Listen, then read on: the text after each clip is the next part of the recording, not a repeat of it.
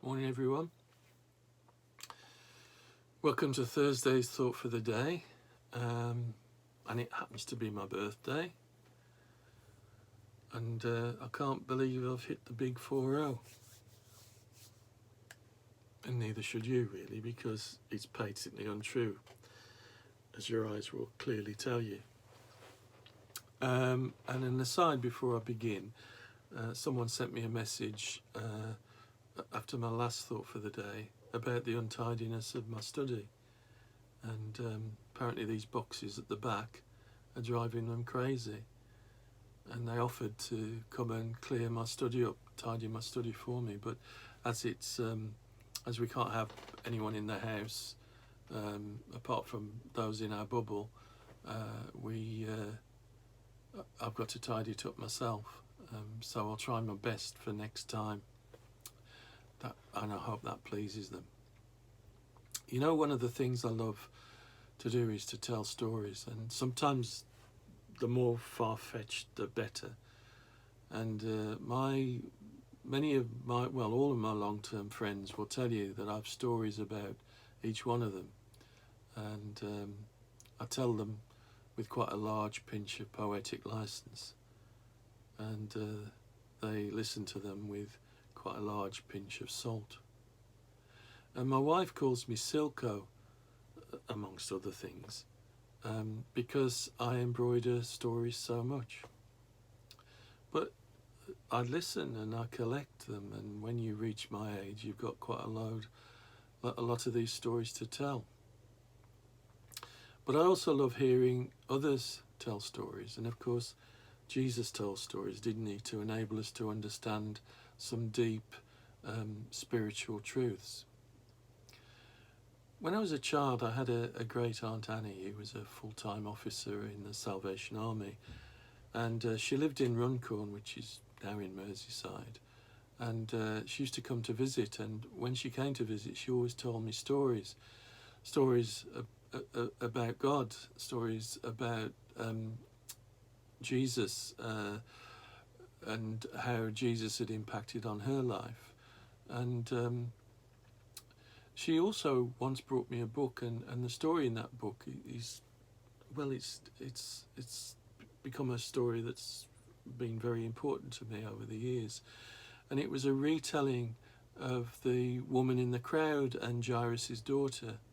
And the book was called The Little Girl at Capernaum. It was by Enid Blyton, more famous, of course, for the famous Five and Noddy. And the book was a very slim volume, and it was illustrated with simple line drawings. I never forgot that book, but over the years, as things are apt to do, it got lost. And in more recent times, I was thinking about this book and what an impact it had on me. And I tried to get a copy, but found that it was out of print. But eventually, I found a second-hand copy on eBay, and it was a joy to get it back again after so many years. And as I turned the pages, everything was so familiar to me, even after all that time. And I remember one conversation I had with my great aunt. She said that I needed to keep my eyes open, and I would see the cross everywhere I went. And she cut a banana, and it was the days when seeds were in bananas. Mostly we have bananas now that are seedless. And she said, look, you can even see the cross in the middle of the banana. And I began, looking. I'd be about 5 or 6. When I went out, I began looking for the cross. And it was true. The image of the cross is everywhere. I'm looking at one now right in front of me where the beam on the window crosses the middle of the window. It's a cross.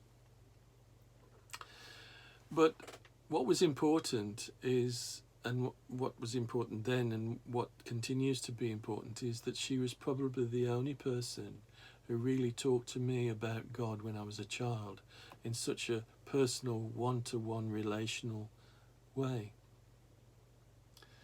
And I got thinking about how many people might need such conversations, might long for someone to talk to explore faith with them, might want questions answered, might just be curious, might be seeking comfort.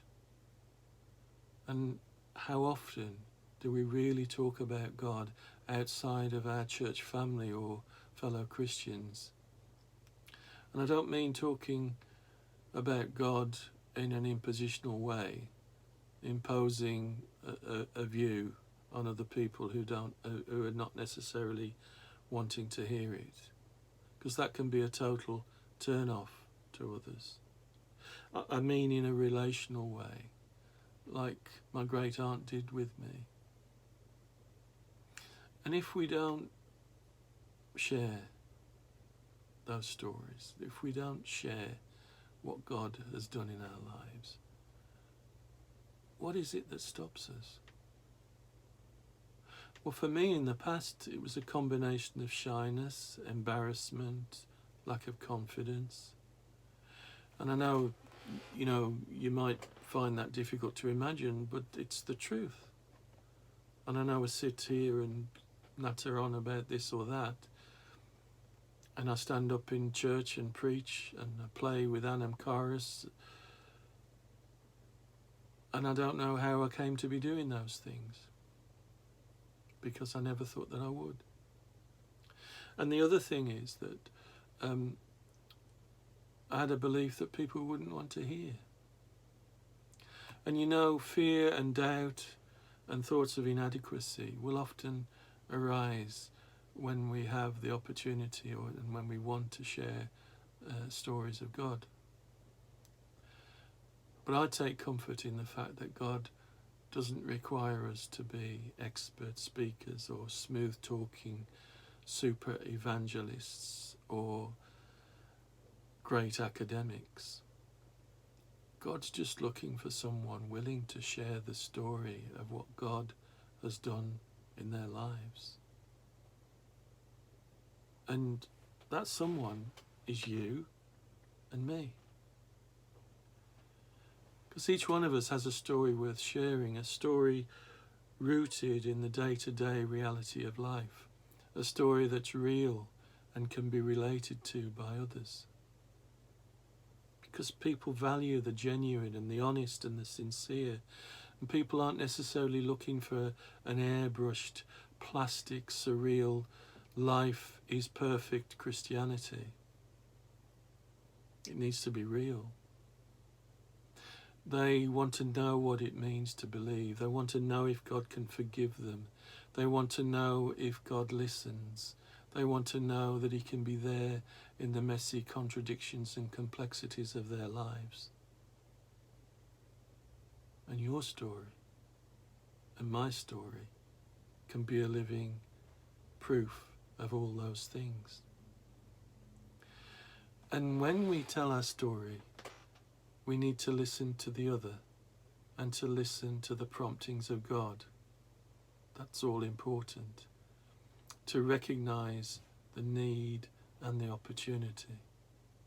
But God has the situation in hand, and He just wants to use you to encourage others to come to know Him. And in such a relationship with another, we need to ask questions in genuine inquiry and concern. Admit our own ignorance when we don't know. Listen and observe and learn. Learn about them without judgment or condemnation, so that we can see what that other sees, to understand more, and then to seek the divine, looking for where God is at work. And it's not about proving points or winning an argument or battering others into submission.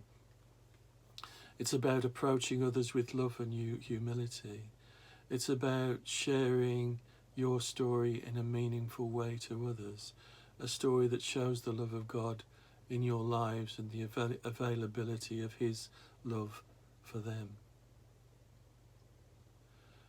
And the world overflows with evidence of the divine, doesn't it? And we need to recognize God at work in those situations we come across.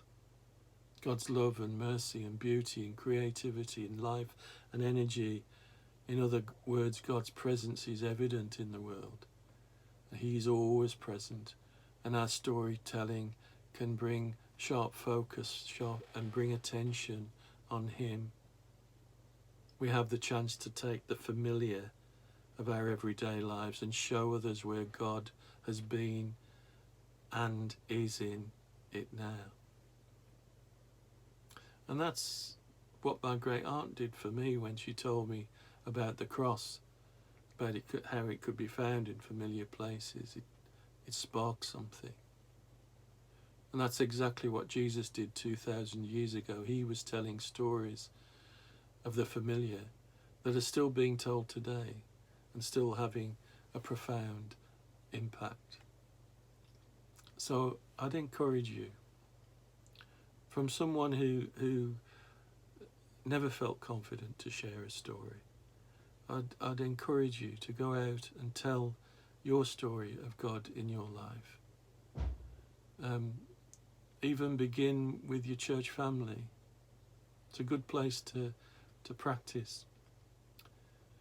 And there are people out there waiting to hear your story.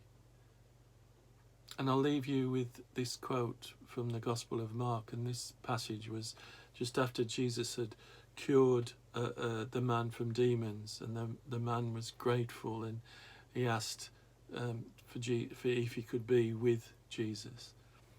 But Jesus said, "Go home to your friends and tell them how much the Lord has done for you and how he has had mercy on you."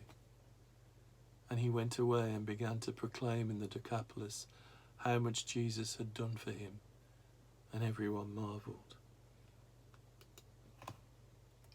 Just tell everyone what Jesus has done for you.